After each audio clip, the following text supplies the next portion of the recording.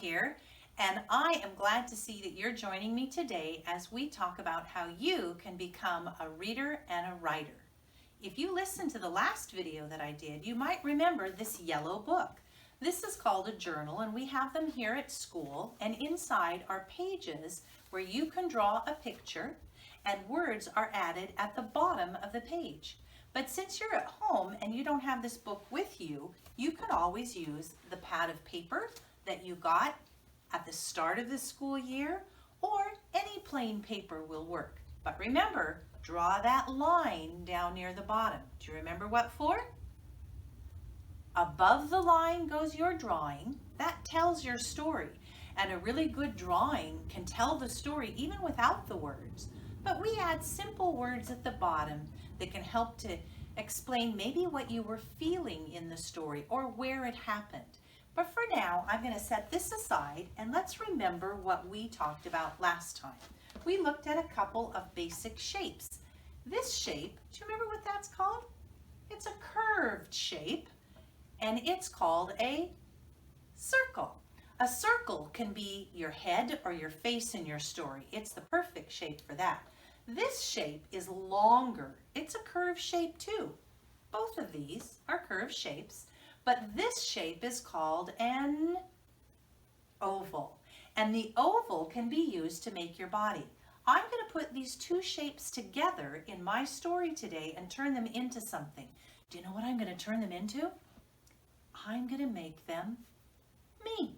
Right here, this simple word, just two letters, says me. And when you draw your stories, you will be in your story. I'm always in my story. That's the great thing about drawing our pictures. It's a real story, something that happened to you, something that you remember. It's a good idea to stop and to think about what you want to draw each time, and then to start your drawing after you have an idea. I have my idea, so I'm going to get started. Here I go. Here is my circle. Here is my oval. And today I'm going to just quickly add some other parts. We'll talk more about them another day. You might know that you can add arms, two arms.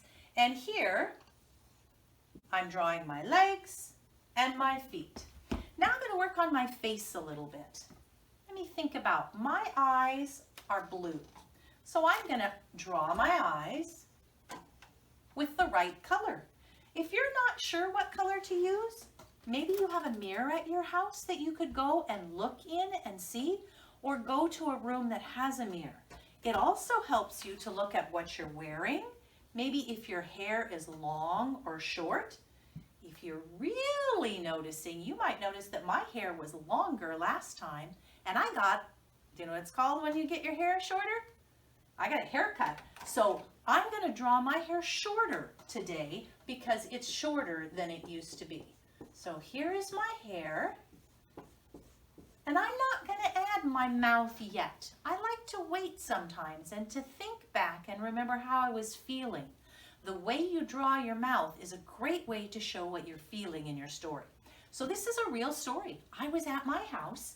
I was inside my house, and I was about to walk right out the door.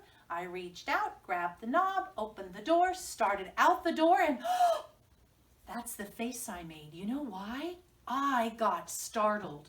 I was so surprised. So now I'm going to put a startled look or a surprised look on my face by making my mouth open big and wide. Can you do that with your mouth? Sometimes the mirror helps with that too, to draw your expression. Well, I'm the character in my story. I already wrote me, but there's something else in my story. It's what I ran into. Let me draw it. Way up here at the top, as I was walking out my door, guess what I ran into?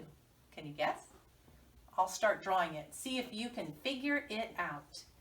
This was way up high at the top of my door frame. And I'm using lots of straight lines to draw this. That's different than the curves that made my head and my body and my feet. Can you guess what that is? Do you know what I walked into? I walked into a spider web and it startled me, and immediately, that's right away, I said, ew, because I was kind of startled. So right down here, I'm going to write, ew. I don't mind spiders if I know that they're there. Sometimes they're kind of fun to watch.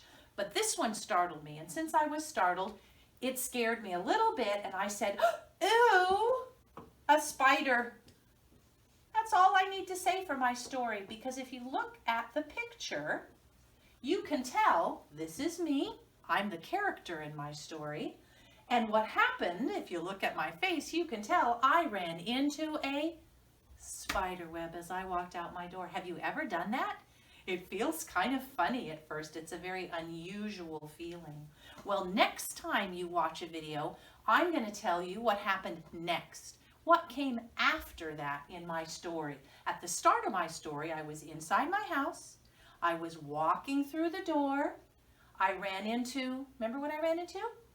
A spider web, yes. And next time I'll tell you the end of my story in another drawing. But for today, thank you for joining me as I told my story. Practice your shapes, especially the curved ones to start, and practice your drawing at home. And if you want to save your drawings, maybe you'll get a chance to share them with your teacher later.